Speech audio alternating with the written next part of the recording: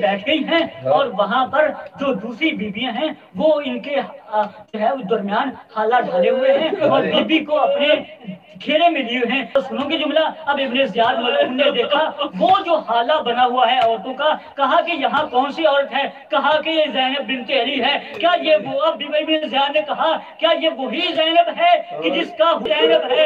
اب اس نے کہا, ابن زیاد نے کہا ایک اور بہت بڑا ظلم کیا. وہ ظلم یہ کیا کہ اس نے کہا کہ قید خانے سے مختار کو لے کر آؤ. اسے میں بتاؤں جس حسین کو تو پکارتا تھا, حسین حسین کرتا تھا, آج اس حسین کی کیا حالت جناب مختار کو لایا ہے. جناب مختار کی حالت کیا ہے کہ زنجیروں میں جکڑے ہوئے ہیں اور ساتھ سپاہی آ رہے ہیں.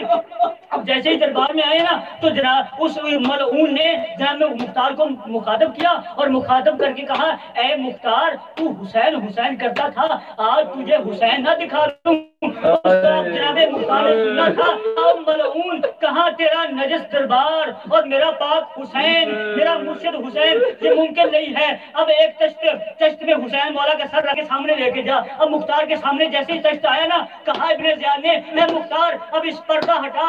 اس پردہ ہٹایا. اب جب چشت سے وہ کپڑا ہٹایا گیا, کیا دیکھتا ہے مختار کہ وہی سر ہے کہ جس سر کے منہ پر رسول خدا بوسے دیتے تھے.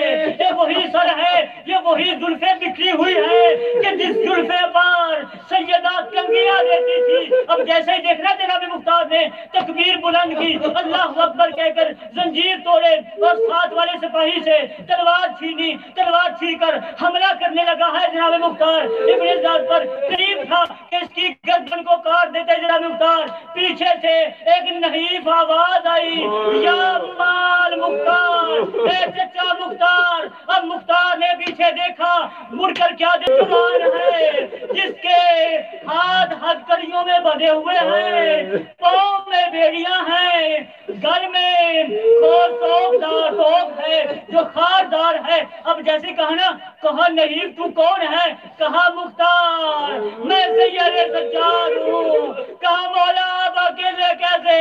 کہا مختار میں اکیلا نہیں, میری ساتھ زینب و کلثوم ہے. لعنت اللہ علی القوم الظالمین الذین یجمعون قلبا ينقلبون.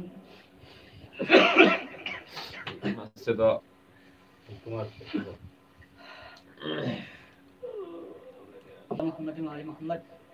اللهم یا محمد بحق محمد, یا علی بحق علی, یا فطر السماوات والارض بحق فاطمہ, یا محسن بحق الحسن, یا قادم الاحسان بحق حسن الاسلام.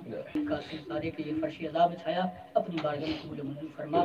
بحق محمد و آل محمد. اس ذکر کے صدقے میں, اس اہل ذکر کے صدقے میں ہمارے والدین کے اور تمام مرحومین کے اور بالخصوص سیدزادے کے جتنے بھی خادمادہ اس دنیا سے جا چکے ہیں, جتنے مرحومین ہیں جا چکے ہیں, ان تمام کے گناہوں صغیرہ کو فرما. ان تمام کو آل محمد کی صفات نصیب فرما, ان کو اعلیٰ علم میں جگہ نصیب فرما. بحق محمد و آل محمد ہمارے والدین کے, ہمارے بہن بھائیوں کے, ہمارے اساتذہ کرام کے اور تمام مومنین مومنات کے گناہوں صغیرہ کو معاف فرما. یا اللہ بحق محمد و آل محمد ہماری توفیقات خیر میں اضافہ فرما. اس سیدزادی کی توفیقات خیر میں اضافہ فرما. ان کی مشکلات آسان فرما. الہ بحق محمد و آل محمد ان کی پریشانیاں فرما. بحق محمد و آل محمد جو بھی بیمار ہیں, اس بیمار کربلا کا واسطہ, جناب سیدہ زینب کی قید کا واسطہ, ان تمام مریضوں کو شفائے کاملہ عاجلہ عطا فرما. جہاں جہاں بھی مریض ہیں ان تمام کو شفائے کاملہ عاجلہ عطا فرما.